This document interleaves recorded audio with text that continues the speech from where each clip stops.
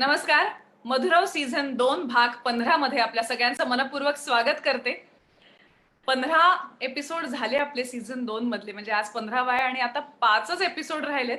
कुठेतरी छान वाटतंय की आपण एका टप्प्याच्या जवळ येतोय किंवा आपण जे सुरू केलं होतं ते आपण यशस्वीरित्या पार पाडतो आहोत.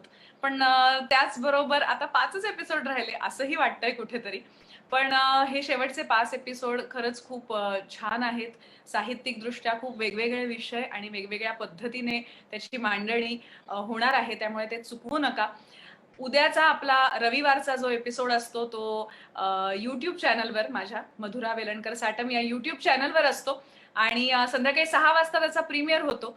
तर उद्याची जी आपली कथा आहे ती लिहिली आहे उमा जोशी यांनी आणि त्याचं सादरीकरण करणार आहेत 2 अभिनेत्री, नीना कुलकर्णी आणि स्पृहा जोशी.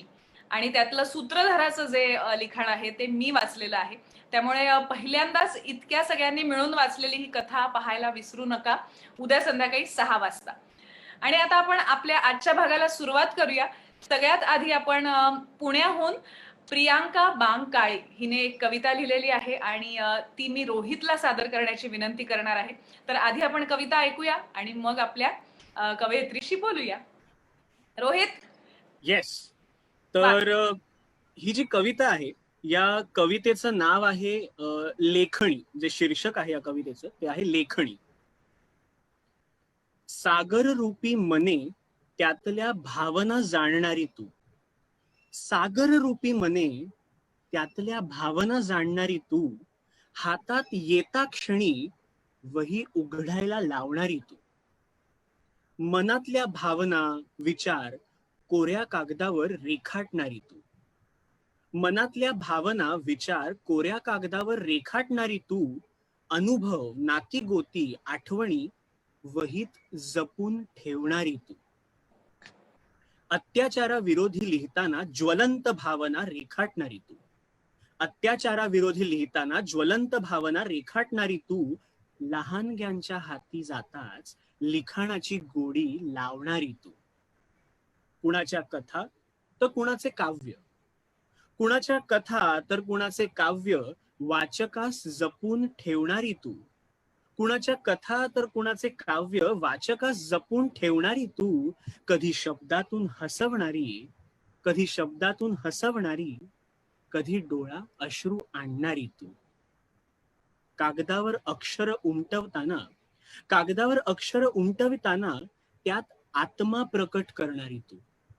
कागदावर अक्षर उमटविताना त्यात आत्मा प्रकट करणारी तू. लेखणी लाखात देखणी आहेस तू. लेखणी लाखात देखणी आहेस तू. पण आजच्या डिजिटल युगात आम्हीच विसरलो का कधूस. वा. खरं तर मला असं वाटतं की आपल्या कार्यक्रमामध्ये ही कविता वाचल्यानंतर माझ्या असं लक्षात आलं की खरंच इतकी मंडळी येऊन गेली आपल्या कार्यक्रमामध्ये.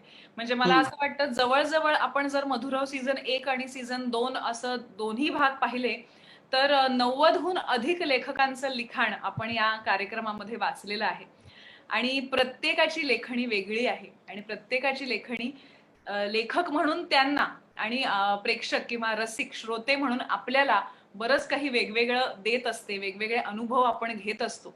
आणि कुठेतरी त्या 6 महिन्यामध्ये आपण सुद्धा हे सगळं ऐकून श्रीमंत झालो आहोत. त्यामुळे आता यानंतर आपली लेखणी सुद्धा जे मांडेल ते काहीतरी वेगळं असेल, वेगळ्या अनुभवातनं आलेलं असेल. आणि म्हणून मला ही कविता खूप महत्वाची वाटली.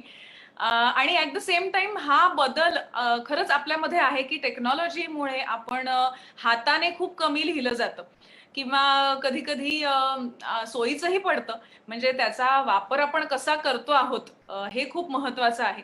म्हणजे आत्ता मला रोहित जाणवलं की मी तुला जेव्हा पाठवायचे कविता आलेल्या की हे तू वाचायचेस, त्यावेळेला तू ते हाताने लिहून काढायचास आणि अक्षरात तू ते लिहून काढायचास आणि वाचायचास. आज तू ते मोबाईलवर वाचलंस. कारण एकतर कारण असं आहे की मी खूप आयत्या वेळेला तुला ही कविता दिली वाचनासाठी. पण मला असं वाटतं की सोयीस्कर पण होतं ना ते कधी कधी आपण सोय म्हणून सुद्धा बघतो. पण माझ्या माझ्या पुस्तकामध्ये मधुरावमध्ये सुद्धा मी लिखाणावर म्हणण्यापेक्षा स्टेशनरीवर एक लेख लिहिलाय आणि त्याच्यामध्ये मी असं लिहिलंय की पेनचा आहेर केल्याशिवाय पंक्तीला बसत नाहीत शब्द. त्यामुळे मलाही असं लॅपटॉपवर वा. लिहिता येत नाही अनेकदा. हातात पेन घेतल्याशिवाय मला सुचत नाही असं होतं. पण त्यामुळे ही कविता मला खूप महत्वाची वाटली की आपण पत्र लिहायला पाहिजे. मधुरावच्या निमित्ताने अनेक जणांनी मला पत्र लिहिली. तर मला असं वाटतं की कुठेतरी आपल्या हाताचं, पेनाचं हे जे नातं आहे आणि आपल्या कागदाबरोबरचं नातं, आपल्या विचारांशी जुळलेलं नातं आहे, ते कुठेतरी आपण टिकवलं पाहिजे असं वाटलं मला ही कविता ऐकल्यावर आणि म्हणून या कवितेची आपण निवड केली. प्रियांका आपल्याबरोबर आहे. पुण्याहून प्रियांका आपल्याला जॉईन झाली आणि मला तिचं कौतुक करायचंय की बिचारी 5:30 पर्यंत ऑफिसमध्ये होती. धावत-धावत घरी येऊन तयार होऊन ती आपल्या कार्यक्रमाला आलेली आहे. तर प्रियांका, मधुरावमध्ये तुझं खूप खूप स्वागत. Thank you madam. आणि मी प्रथम तुमचे आभार मानते. खूप खूप मला खूप छान वाटते आज, कारण की मी इतके वर्ष लिहत आली आहे, परंतु माझं कुठेही आतापर्यंत मी कविता फक्त बुक्समध्येच माझ्या ठेवलेल्या आहेत. आणि तुम्ही हा जो उपक्रम राबवत आहात तो खूप छान आहे. आणि रोहित सरांना पण मी खूप धन्यवाद देते की माझी ही कविता तुम्ही सर्वांसमोर म्हणजे बोललात त्याच्यामुळे. आणि मधुरा मॅडम या खूप छान हा उपक्रम सादर करीत आहेत. थँक्यू. आता आम्ही प्रश्न विचारतो तुला, कारण तू ऑफिसमधनं आम्हाला जॉईन झाली आहेस, तर मला तुला विचारायचं की तू काय करतेस, कधीपासून लिहितेस? कारण तू आत्ताच म्हणालीस की मी खूप दिवस लिहिते आहे, पण ते माझ्यापुरतं. पण आज आम्हाला सगळ्यांना सांग की तू कधीपासून लिहितेस आणि तू काय करतेस? मी सध्या तरी मी सिद्धार्थ ऑटो JCB मध्ये पुण्यात ॲज अ ॲडमिन म्हणून जॉब करते. आणि मी लहानपणापासून म्हणजे शाळेत असल्यापासूनच मी लिखाणाची मला खूप आवड आहे. मी छोट्या छोट्या कविता लिहायची, चारोळ्या लिहायची. पण थोड्या काळानंतर मी पूर्णपणे असं बंदच झालं होतं की म्हणजे कॉलेजच्या टायमात मी काही जास्त लिहिलं नाही. पण जेव्हा लॉकडाऊन आलं, तर लॉकडाऊनमुळे मला एक पुन्हा माझ्या म्हणजे लिखाणाला भर देण्याची संधी मिळाली. आणि तुमच्यामुळे आता माझं हे लिखाण जे आहे ते आता सर्वांसमोर मांडण्याची मला ही एक संधीच मिळाली आहे आणि ही संधीचं मी नक्कीच सोनं करेन. Thank you madam. आपण आता तुमची जी आजची कविता होती लेखणी, आपण त्याबद्दल बोलूया. म्हणजे मगाशी मधुराताई सुद्धा सांगताना म्हणाली की हातून लिहिलं गेलं ही जी ती प्रोसेस असते, त्याची जी मजा आहे तर ती ती काही औरच आहे. तर त्यामुळे ही कविता सुचली कशी मुळात? ऍक्च्युली काय झालं, लॉकडाऊन मध्ये मी अशीच बसली होती, तर माझ्या मनामध्ये असं आलं की आपण फार पूर्वीपासून न्यूजपेपर वाचतो वगैरे, पण हे लिहिले जातात आणि आता सर्व डिजिटल आलंय. तर एक दिवस मला असं वाटलं की आपण जे म्हणजे मी बुक मध्ये लिहतच होती, तर लिहिता लिहिता मला असं वाटलं अजून काय कोणत्या कोणत्या टॉपिकवर आपण लिहू शकतो. तेवढ्यात माझ्या लेखणीकडे माझं लक्ष गेलं आणि मला विचार आला की म्हणजे जे आपण पूर्वी पत्र लिहून पाठवायचो, आता आपण पत्र लिहिणं खूप कमी केलं आणि पूर्ण जे मेसेजेस म्हणा किंवा नोट लिहितो आणि डायरेक्ट सेंड करतो. तर ही लेखणी खूप दूर झालीये. फक्त स्कूलमध्ये पेन, ऑफिसमध्ये पेन एवढ्यापुरतीच वापरलं जातं. तर मला असं खूप वाटलं की आता मी ह्या लेखणीवरच काहीतरी लिहीन, म्हणून तेव्हा मी लेखणीवर लिहिली. फारच अप्रतिम कविता आहे लेखणी. मला सुद्धा वाचताना ती इतकी आवडली. मी जेव्हा रिहर्सल पण केली तेव्हा आणि आत्ता सुद्धा वाचताना खूप खूप काही सांगणारी कविता आहे. आणि इथे बरेच जे आपले इथे प्रेक्षक आहेत त्यांनाही ती कविता आवडली आणि त्यांनी इथे प्रतिक्रिया सुद्धा दिल्यात. सागर चव्हाण आहेत, ते म्हणतात की अप्रतिम कविता होती ही. प्राजक्ती वागळ म्हणतायत खूपच सुंदर कविता. प्रिया काटकर यांनी म्हटलंय की खरंय मधुरा, हातात पेन घेतल्याशिवाय शब्द सुचत नाहीत. हे वाक्य फार सुंदर होतं. हर्षद अश्विनी अनिल बांग आहेत, ते म्हणतात की एक नंबर, आणि त्यांनी अशी हृदय पाठवली आहेत कवितेसाठी. कल्पेश तटकर आहेत, ते सुद्धा म्हणतात अतिशय सुरेख आणि खूपच सुंदर कविता होती. तर अशा ह्या इथे प्रेक्षकांच्या प्रतिक्रिया आल्यात, तर त्याबद्दल आणि मधुरावच्या तुमच्या अनुभवाबद्दल तुम्ही काय सांगाल? आणि मी एक म्हणू शकते की मधुरा मॅडमने म्हणाल्याप्रमाणे लेखणी हातात घेतल्याशिवाय आपल्याला खरंच काही सुचत नाही आणि काही लिहिता येत नाही. मोबाईलवर म्हणजे एखाद्या टॉपिकवर लिहायचं म्हटलं तर जेव्हा लेखणी हातात येते तेव्हाच आपल्याला वेगवेगळे शब्द सुचतात, त्याच्याविषयीच्या भावना कळतात आणि आपण एखाद्या विषयी सुंदर असं वर्णन करू शकतो जेव्हा आपण लेखणी हातात घेतील तेव्हा. आणि मला असं सांगायचं आहे की ह्या कार्यक्रमामध्ये येऊन मला खूप आनंद झालाय आणि असंच आम्हाला नेहमी असंच मार्गदर्शन करत राहा मधुरा मॅडम. आणि आणखीन काही प्रोग्राम असतील तर परत सहभागी करा. आणि रोहित सरांना पण धन्यवाद. थँक्यू प्रियांका. मला हे सांगायला तुला आवडेल की आपण मधुरव 1 आणि मधुरव 2 या दोन्ही आपल्या सीझन्स मध्ये ज्यांचं लिखाण वाचलेलं आहे ते सगळं लिखाण आपण दिवाळी अंकाच्या स्वरूपात छापील स्वरूपात हार्ड कॉपी.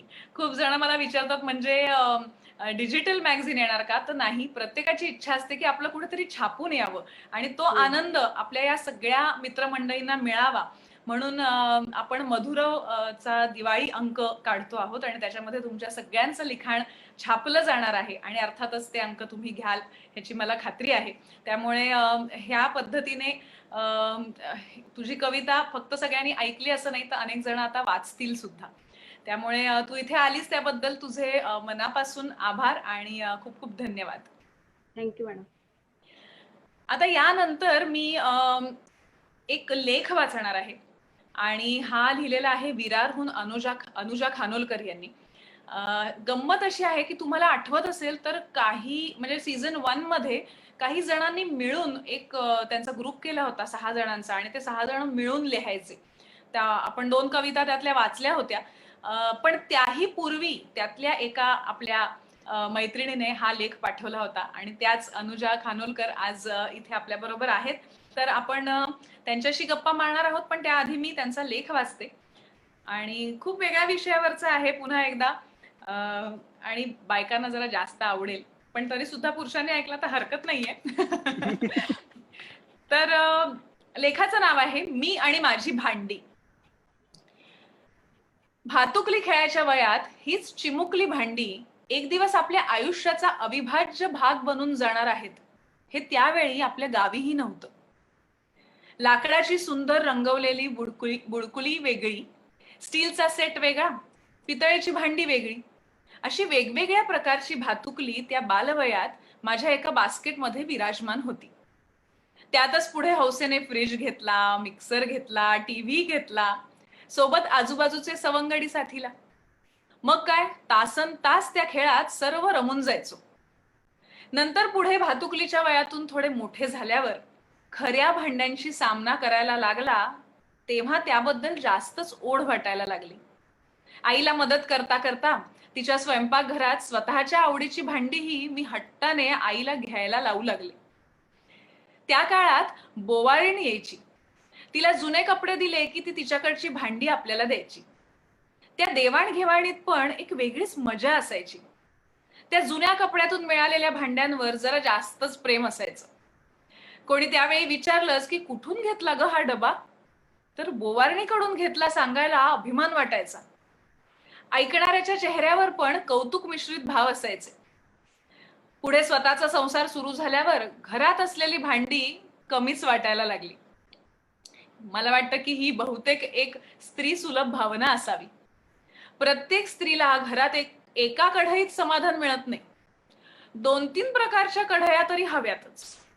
तवेही 2-3 हवेत आणि बाकी ताट वाट्या पेले वगैरे तर काही विचारूच नका. त्यात परत काचेची म्हणून वेगळी भांडी, तिला तर अगदी जीवापाड जपणार. कोणी खास पाहुणे आल्यावरच ती भांडी कपाटातून बाहेर काढायची.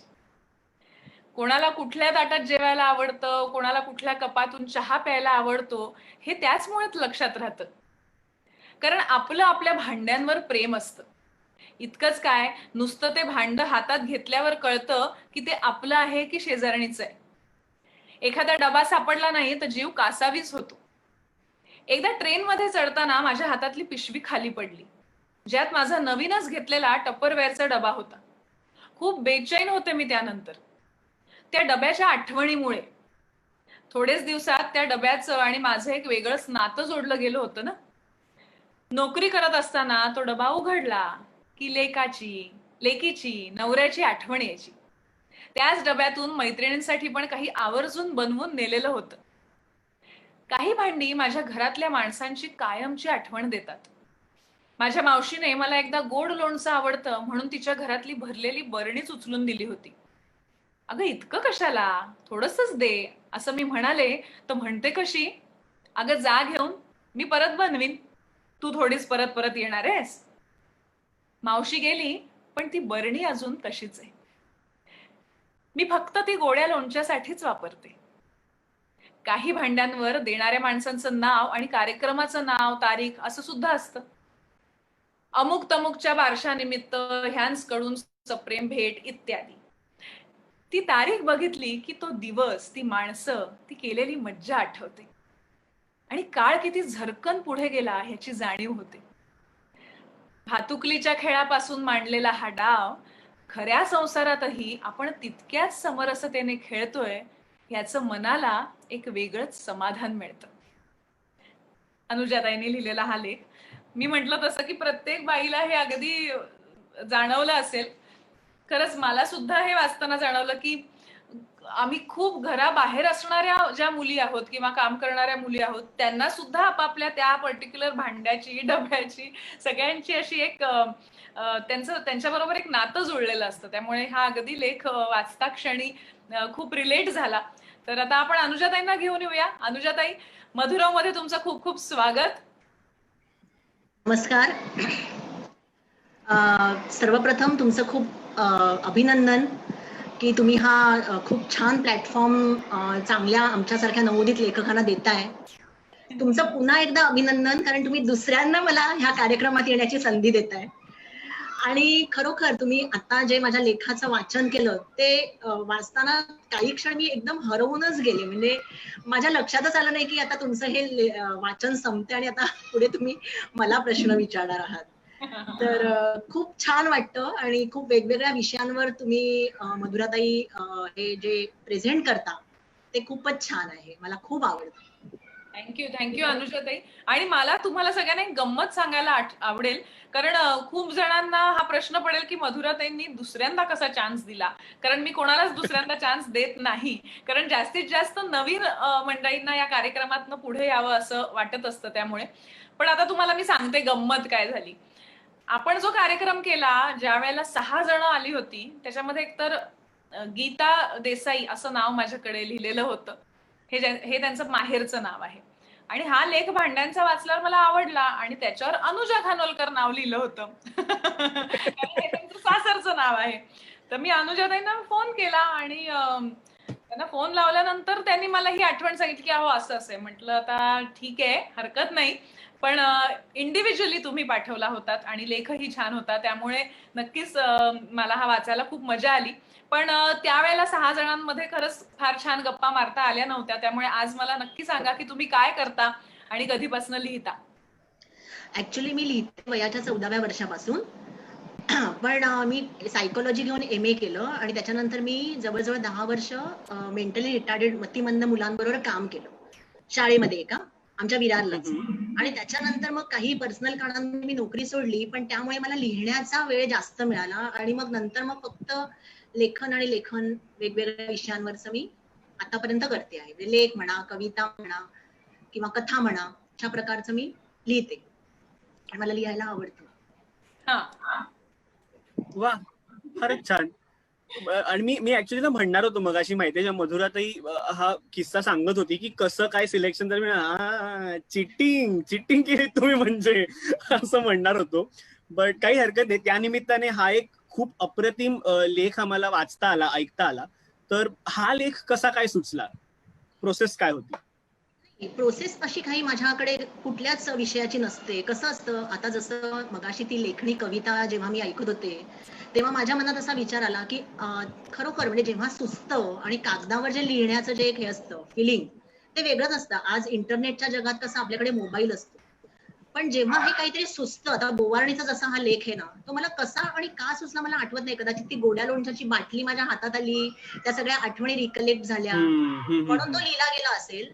पण पूर्वी जेव्हा हे काही मोबाईल वगैरे नव्हतं आणि जेव्हा एखादी कविता सुचायची तेव्हा मला चांगलं आठवतंय, आम्ही अक्षरशः म्हणजे मी रिक्षात किंवा ट्रेनमध्ये वगैरे असेल ना, तर पहिल्या 1-2 ओळी पाठ करून टाकायचे, कारण मला माहिती असायचं घरी गेल्यानंतर घरी जायचं आपण विसरणार, किंवा एखादा लेख सुचला तर पटपट पटपट वही आणि कागद घेऊन त्याचे पॉइंट्स लिहायचे आणि मग घरी जाऊन शांतपणे लिहायचं.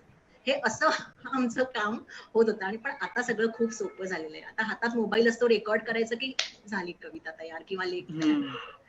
तर असं का सुचलं वगैरे असं नाही. वेगवेगळे विषय सुचत असतात. आता नुकतंच मी आता तुम्हाला शेअर करते एक गोष्ट छोटी. आताच एक 15-20 दिवस झाले मी कोरोनातनं आम्ही बरे होऊन आम्ही तिघही जण, आमची पूर्ण फॅमिली कोरोना पॉझिटिव्ह होती आणि आम्ही तिघही जण त्यातनं बाहेर आलो देवाच्या कृपेने. आणि तो अनुभव कसा आहे हे मी फेसबुकवर माझ्या लिहिलं, माझ्या सगळ्या म्हणजे सोशल मीडियावर तो पोस्ट केलं ते. आणि नंतरच्या जनरेशनला जेव्हा कोरोना हा सगळा जाईल आणि सगळं सुरळीत होईल तेव्हा मग कोरोना म्हणजे काय होतं आणि लोकांनी काय फेस केलं, तेव्हा त्यांची शारीरिक मानसिक स्थिती काय होती आणि कोरोना झाल्यानंतर अजिबात घाबरायचं नसतं, पुढे कसं टॅकल करायचं हे त्या लेखातनं मला सुचलं. म्हणजे बरोबर. त्याच्यामुळे एखादा विषय सुचला की लिहित जायचं बस. का आणि कसा सुचतो याचं उत्तर नाहीये. या निमित्ताने मला एक आठवण आली की संदीप खरे त्यांच्या मुलाखतीमध्ये संदीपने असं सांगितलं होतं, तो मधुराव मध्ये सुद्धा येऊन गेला होता संदीप, की त्याला कविता सुचली रात्री कधीतरी प्रवासामध्ये, तो बसमध्ये असताना, तर बसच्या तिकिटावर त्याने ती कविता लिहिली होती. आणि मग तेव्हापासून आम्ही त्याला असं म्हणायचो की एक छोटी वही तरी खिशात ठेवत जा, की तुला तिकिटावर लिहिण्याची वेळ येऊ नये.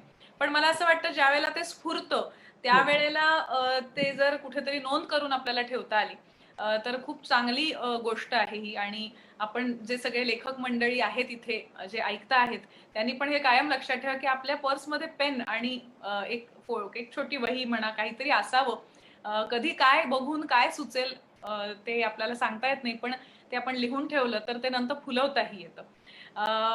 आणि फोनची बॅटरी कायम साथ देईल असंच नाही, पण तुमची लेखणी तुम्हाला कायम साथ देते. अगदी अगदी खरंय खरंय खरंय, अगदी खरंय.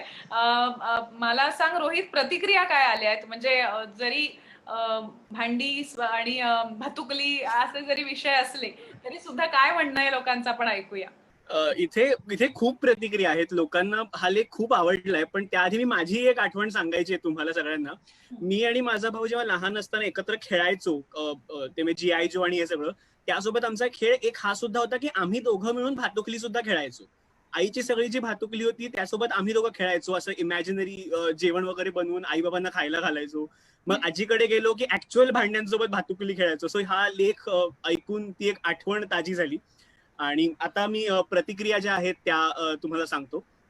लता बल्लाळ आहेत, त्या म्हणतात भातुकली आयुष्यभर साथीला असतेच, हे अत्यंत सार्थ वर्णन होतं. प्रिया काटकर आहेत, त्या म्हणतात मी आणि माझी भांडी, अनुजा खानोलकर यांचा लेख किती सहज लिहिला आहे तुम्ही, मी प्रत्येक वाक्याशी अलगद जोडत गेले. आणि त्यांनी तुम्हाला एक छोटं हृदय पाठवलेलं आहे. माधुरी शिरपूरकर आहेत, त्या म्हणतात की अगदी खरं आणि प्रत्येकीचं अगदी जिव्हाळ्याचा विषय आहे हा, सार्थ वर्णन होतं. राजेश पालेकर आहेत, ते म्हणतात की वाह, carry on, waiting for some more articles from you. एक मिनिट. सुनंदा मयूर आहेत, त्या म्हणतात मी आणि माझी भांडी, really a very intimate relationship between the two, lovely topic, went down the memory lane, thanks for this. तर अशा ह्या प्रतिक्रिया आलेल्या आहेत. तर या प्रतिक्रियांबद्दल आणि मधुरावच्या तुमच्या अनुभवाबद्दल तुम्ही काय सांगाल? कसं असतं ना, म्हणजे आपलं भांडी आणि भातुकली हे लहानपणापासून जोडलं गेलेलं असतं. आणि मला तर असं वाटतं ना की फक्त मुलीच नाहीत तर मुलं सुद्धा, म्हणजे जिथे माझं लहानपण गेलं तिकडे आम्ही मुलं मुली सगळे एकत्र हा खेळ खेळायचो. म्हणजे अगदी जेवण आम्ही मुली करायचो किंवा काहीतरी रेशन पाणी वगैरे मुलं आणायची. तर भातुकली हा फक्त मुलींचा किंवा बायकांचा जिव्हाळ्याचा विषय नाहीये. तर मला असं वाटतं तो कधी कधी मुलांच्या जिव्हाळ्याचा विषय पण आहे. आणि ह्यातनंच आपल्याला एक संसाराचं म्हणा किंवा माणसं जोडण्याचं म्हणा, हे एक ट्रेनिंग मिळत जातं. कारण आपण आपल्या आई वडिलांना आदर्श ठेवून कुठे ना कुठेतरी तो भातुकली हा खेळ खेळत असतो.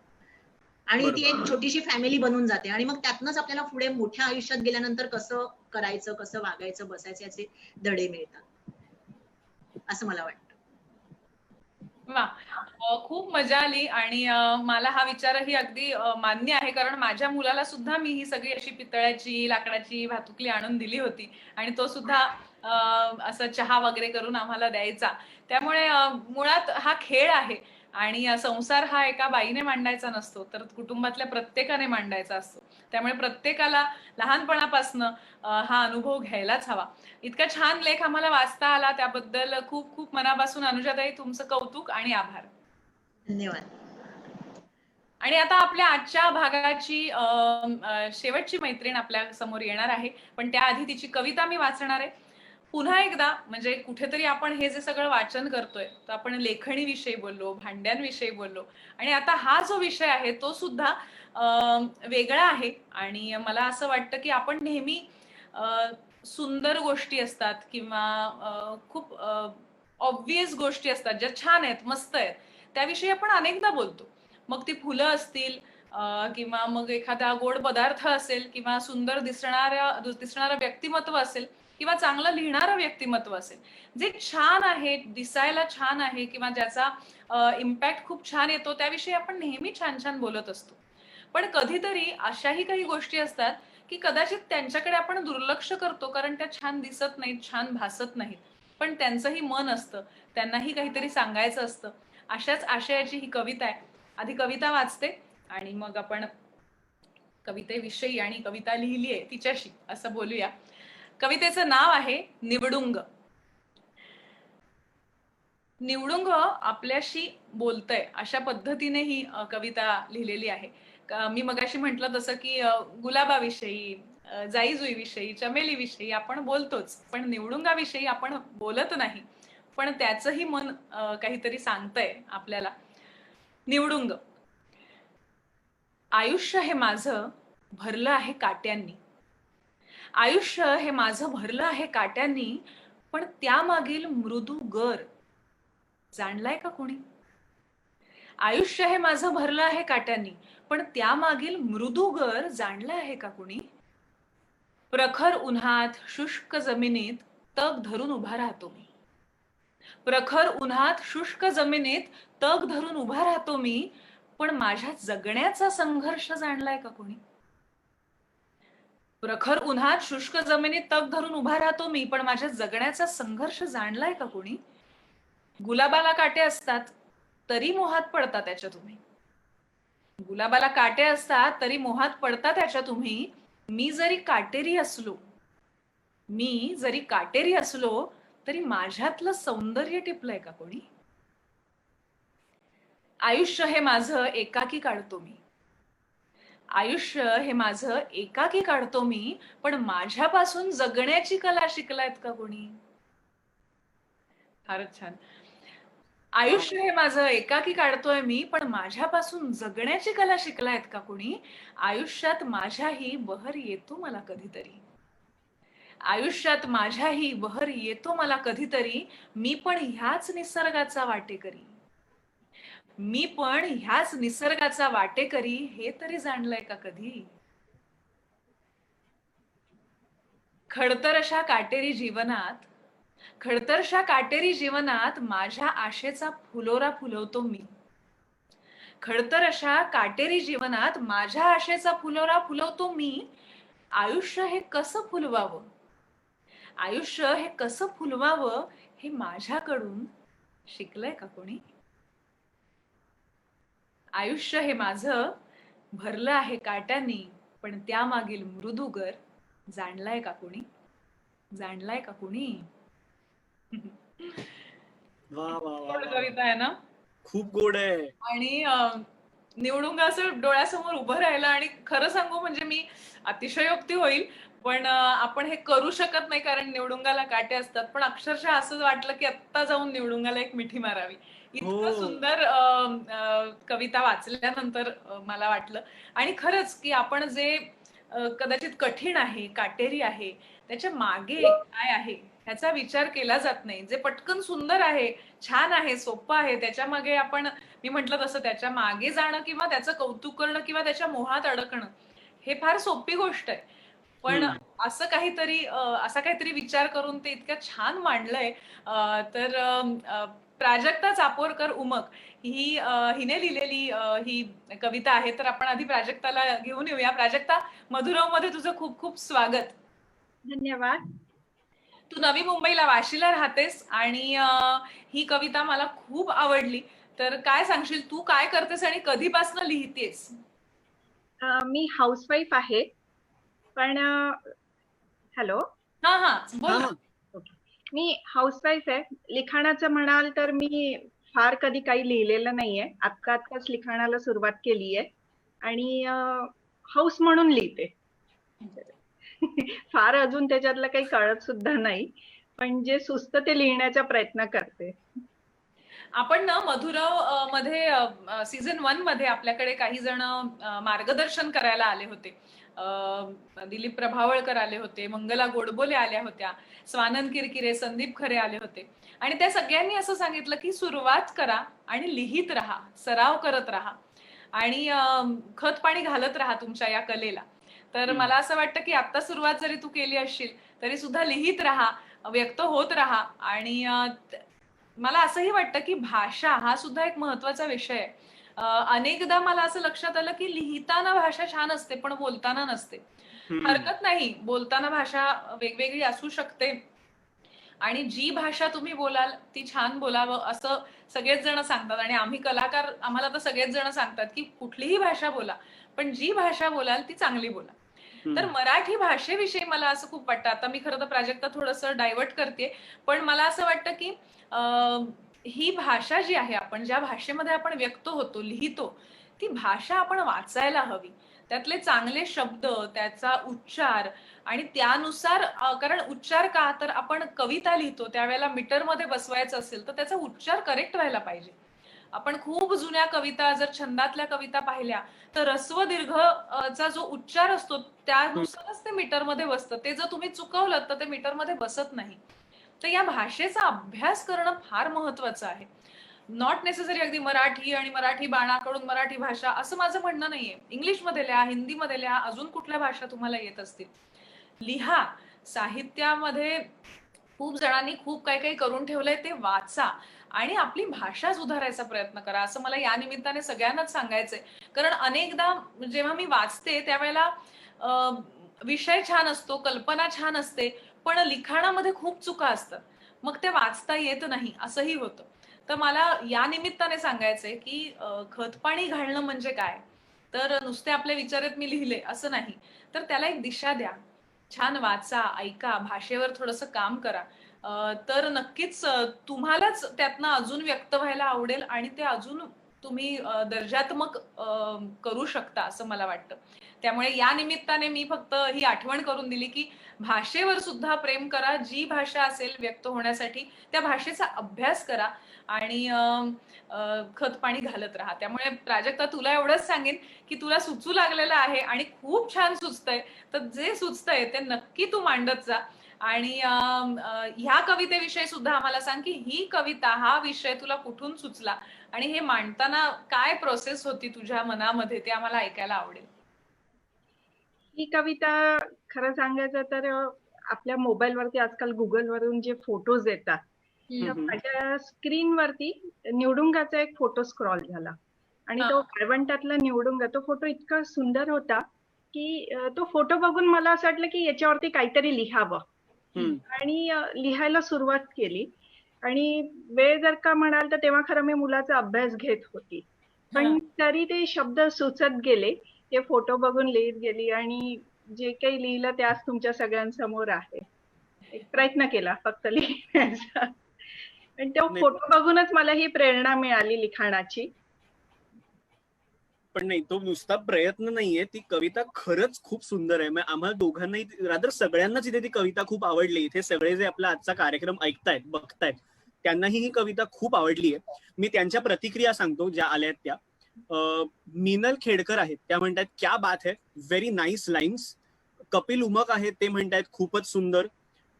प्राची घैसास आहेत, त्यांनी सुद्धा सांगितले खूपच छान कविता आहे आणि अ व्हेरी डिफरंट पर्स्पेक्टिव्ह, फार आवडला. अक्षया गुंजल आहेत, त्या म्हणतात किती सुंदर विचार आहेत आणि कविता सुद्धा सुंदर आहे. व्यंकटेश कुलकर्णी आहेत, ते म्हणतात खूप सुंदर विचार, आशय सुंदर, वेगळा विचार आहे. तुमचे खूप खूप अभिनंदन. आणि येतच चालल्यात प्रतिक्रिया. तर ह्या अशा प्रतिक्रिया आल्यात, तर या प्रतिक्रियांबद्दल आणि मधुराच्या तुमच्या अनुभवाबद्दल तुम्ही काय सांगाल? सगळ्यात आधी मी सगळ्यांना मनःपूर्वक धन्यवाद म्हणते आणि मधुराताईंचे आणि रोहित दादांना सुद्धा खूप खूप धन्यवाद की मधुराताईंनी माझी ही कविता वाचली. आणि खरं सांगायचं तर आतापर्यंत मी हार्डली 4-5 कविता लिहिलेल्या आहेत.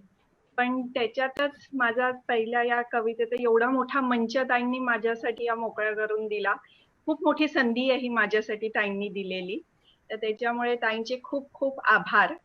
आणि या दिलेल्या संधीचं मी नक्कीच सोनं करायचा प्रयत्न करेल. आणि ताईंनी आता जसं सांगितलं तसं लिखाण सुद्धा सुरू ठेवेल आणि असंच नवीन नवीन तुमच्यापर्यंत पोहोचवण्याचा प्रयत्न करेल. किती छान.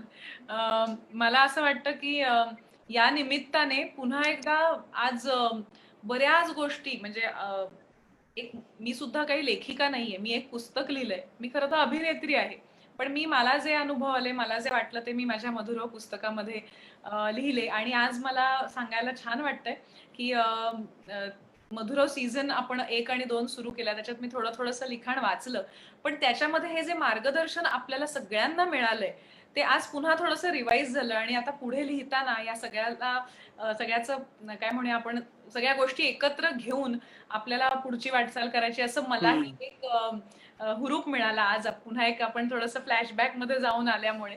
त्यामुळे तुमच्या सगळ्यांशी गप्पा मारताना आणि हे सगळं लिखाण वाचत असताना आम्ही सुद्धा खूप शिकत असतो. तो प्राजक्ता, तुझ्या या कवितेने आम्हालाही खूप काही शिकवलं आणि तू आलीस इथे आणि आम्हाला ही कविता वाचता आली, त्याबद्दल खूप खूप मनापासून धन्यवाद. तुमचे सुद्धा सगळ्यांचे खूप खूप धन्यवाद. आणि आता एवढं सगळं मी बोललेच आहे, तर मी हेही सांगते की मधुरव या पुस्तकाला माझ्या आता पुढच्या गुरुवारी 1 वर्ष पूर्ण होतंय.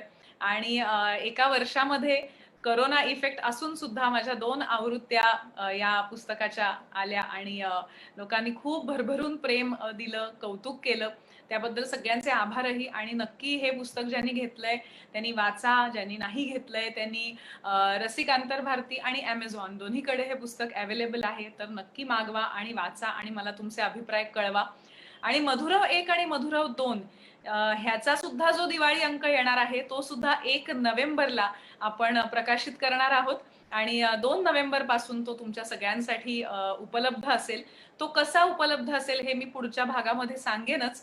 आणि नक्की तुम्ही आधी बुक सुद्धा करू शकता आणि तुम्ही हा अंक सुद्धा तुमच्याकडे आठवण म्हणून ठेवू शकता आणि अनेकांना तुम्ही दिवाळीचं गिफ्ट म्हणून देऊ शकता. कारण मला असं वाटतं की चांगलं लिखाण, चांगलं साहित्य हे जर आपण कोणाला तरी गिफ्ट म्हणून देऊ शकलो तर ते वाढत जातं. आणि असंच गिफ्ट असावं की जे वाढत जाईल, जे संपेल असं नाही, तर ते वाढत जाईल, ते आपल्याला शिकवेल आणि आपल्या बरोबर इतरांनाही पुढे घेऊन जाईल असं गिफ्ट असावं ते.